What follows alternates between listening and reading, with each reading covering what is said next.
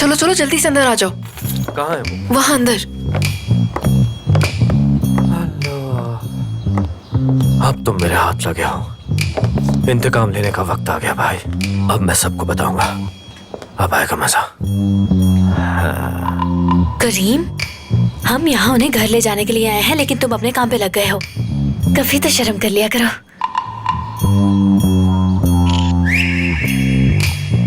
काशा, मेरी बात सुनना।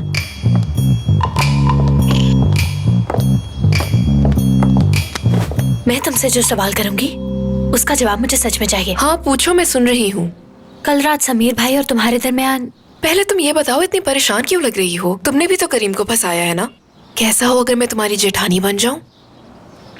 समीर कितना क्यूट है ना। ओ काशा, इस बार मैं तुम्हें मार दूंगी। अच्छा ठीक है, गुस्सा मत करो। मैं तुम्हें शुरू से बताती हूँ कि आखिर हुआ क्या था।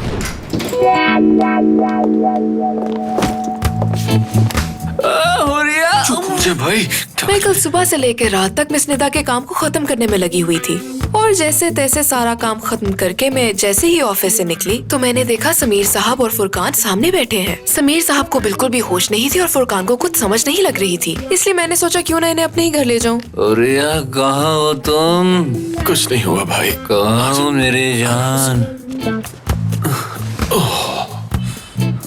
ऐसा करो, तुम इस कुशन को अपना तकिया बना लो। क्या तुम्हें और कुछ चाहिए है?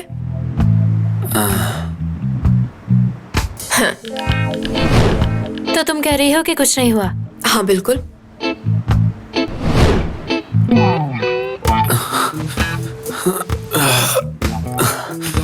भाई सो गए हैं, लेकिन मुझे नींद नहीं आ रही है। अब सो जाओ, सुबह मिलते हैं। रिया,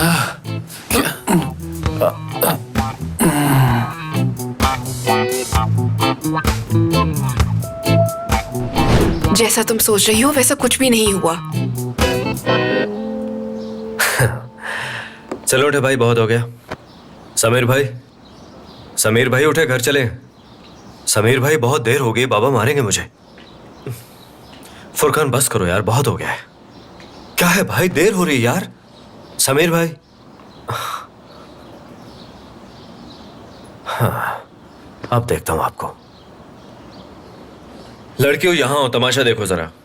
अब देखो ये कैसे उठते हैं। अब देखता हूं तुम दोनों को।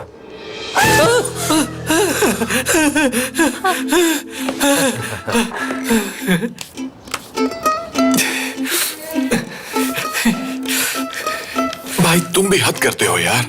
ख्वाब में डेट पर जा रहा था मैं। चलो इस बात की गवाही तो वो काशा ही देगी अब तुम्हें। मैंने तुम दोनों को उठाने की बहुत कोशिश की, मगर तुम उठे ही नहीं। मुझे ऑफिस से देर हो गई थी, इसलिए मैं चली गई। करीम, तुम्हें पता है ना कि मुझे तैरना नहीं आता, फिर भी तुमने मुझ पर इतना सारा पानी फेंक दिया। भाई आई एम सॉरी, मगर आपको पता है कि हम कितने घंटों से आपको ढूंढ रहे हैं। हम परेशानी से मर रहे थे। एक और बात, क्या आपको पता है कि आज कंपनी में क्या हो रहा है? आलू गोश्त बना होगा, और वो भी मटन का। अच्छा किया जो तुमने मुझे उठा दिया। आलू गोश्त बहुत पसंद है मुझे करीम। मैं खाने की बात नहीं कर रहा हूँ। बहुत इंपॉर्टेंट मीटिंग थी आज, याद है क्या आपको? ओह हाँ, अहमद साहब ने आना था आज। भाई आज तो कॉन्ट्रैक्ट साइन करना था। वो तो हुरिया के दूर के रिश्तेदार है, मैं भूल गया था। मेरी गैर मौजूदगी में वो कभी भी कॉन्ट्रैक्ट साइन नहीं करेंगे। वही, अब हमारे पास वक्त नहीं, बाबा हमें मार डालेंगे अगर ना पहुंचे तो। अपनी हरकतें सुधार लो। चलो आइंदा ऐसा मत करना। चलो। शुक्र है मैं इनके साथ नहीं था, वरना इज्जत का जनाजा निकल जाता। देखिए मिस्टर अहमद, आपका कहना बिल्कुल ठीक है, लेकिन यकीन कीजिए हम इस कोशिश में हैं कि कीमतें बढ़ा दी जाएं। वो समीर मुझे नजर नहीं आ रहा, कहाँ होता है वो आजकल? जी वो समीर, दरअसल वो। क्या हुआ उसको? नहीं, परेशानी वाली कोई बात नहीं है। दरअसल वो इस वक्त ऑफिस में मौजूद नहीं है। ओह, अहमद अंकल। अरे समीर आओ, मैं तुम्हारा ही पूछ रहा था। कहाँ मत थे पूछिए, आज बहुत सारा काम था। आप तशरीफ रखिए ना। तुम? हुरिया के साथ तुम्हारी लड़ाई हुई है क्या? क्या आपको लगता है कि मैं कभी हुरिया के साथ कुछ गलत कर सकता हूँ अंकल? अब जल्दी से कॉन्ट्रैक्ट साइन कर दीजिए, इसके बाद मैं आपको एक बहुत ही अच्छी जगह पर लेकर जाऊंगा। वहाँ कबाब अच्छे मिलते हैं। कबाब खिलाने की ऑफर कर रहा है? हाँ। तुम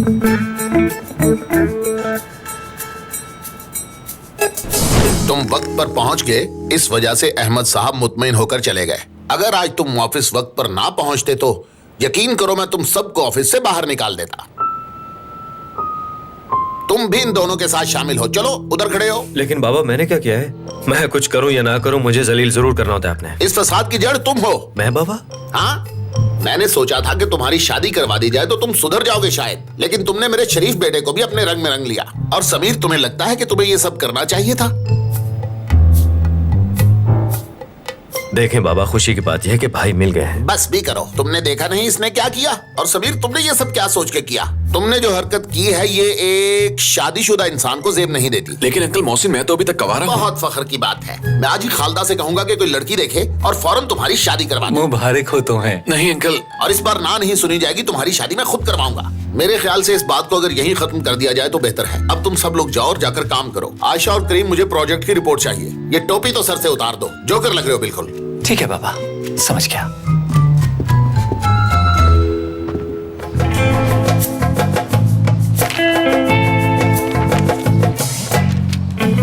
तकरीबन सबसे पैसे ले लिए हैं मैंने, बस कुछ ही बचे हैं जिन्होंने अभी तक नहीं दिए। इस तरह तो काम नहीं चलेगा बहू। मैं ये सोच रही थी हमें ये कारोबार अमीरों के साथ करना चाहिए। क्या आप आयशा के ससुराल की बात कर रही हैं? नहीं नहीं, ऐसा सोचना भी मत। अगर रजा को पता चल गया ना। लेकिन अम्मी, रजा को कैसे पता चलेगा? तुम्हारे कहने का मतलब है कि हम रजा से झूठ बोलेंगे? लेकिन अगर वो लोग खुद यहाँ आकर देख लें तो इसमें कोई हर्ज नहीं है। अम्मी, मेरे पास एक आइडिया है। हमने अभी तक उन्हें दावत पर नहीं बुलाया, तो उनकी दावत करते हैं ना। हाँ ठीक है, ये ठीक रहेगा। बुला लो। चलो अब जल्दी से ये हिसाब पूरा कर लो। जी ठीक है। 1000 जी, ये तो बहुत ही थोड़े हैं बहू। हुरिया, तुमसे दूर जाने के बाद मुझे तुम्हारे प्यार का और ज्यादा एहसास हो गया। नाराज हो मुझसे? नहीं तो बस बाबा से थोड़ा शर्मिंदा हूँ। शर्मिंदा मत हो, तुम तो वजीर हो। बल्कि वजीर नहीं, सुल्तान हो तुम। मेरे दिल के सुल्तान हो तुम। क्या तुमने ये सब मेरे प्यार के लिए किया था समीर? हाँ बिल्कुल, सिर्फ तुम्हारे प्यार के लिए। तो ठीक है, किसी से डरने की जरूरत नहीं, मैं तुम्हारे साथ हूँ। तो क्या तुमने मुझे माफ कर दिया? माफ कर दूंगी, मगर मेरी एक शर्त है। चलो समीर, चलो यहाँ से कहीं भाग चलते हैं। अपने फोन भी बंद कर देंगे, कहीं गायब हो जाएंगे, जहाँ सिर्फ तुम हो और मैं हूँ समीर। हाँ चलो, हम दोनों अपना फोन समुंदर में फेंक देंगे। मैं तुमसे बहुत नाराज था करीम, लेकिन तुमने अच्छा किया जो उसके साथ नहीं गए और वापस घर की तरफ आ गए। बाबा आप क्या कह रहे हैं? मैं आयशा को छोड़ के जा सकता हूँ क्या? कभी भी नहीं। लेकिन फिर भी मुझे कभी कभी तुम्हारी हरकतों पे बहुत गुस्सा आ जाता है।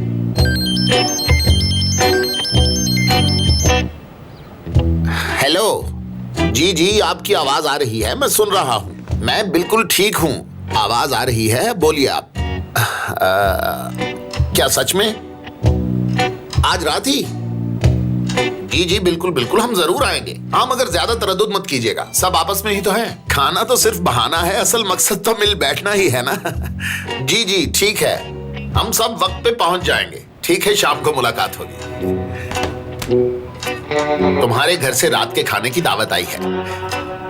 वो तो ठीक है बाबा, मगर अकलमंद इंसान तुम चुप रहो। उन्होंने इतनी मोहब्बत से हम सबको बुलाया है, इनकार करने का सवाल ही पैदा नहीं होता।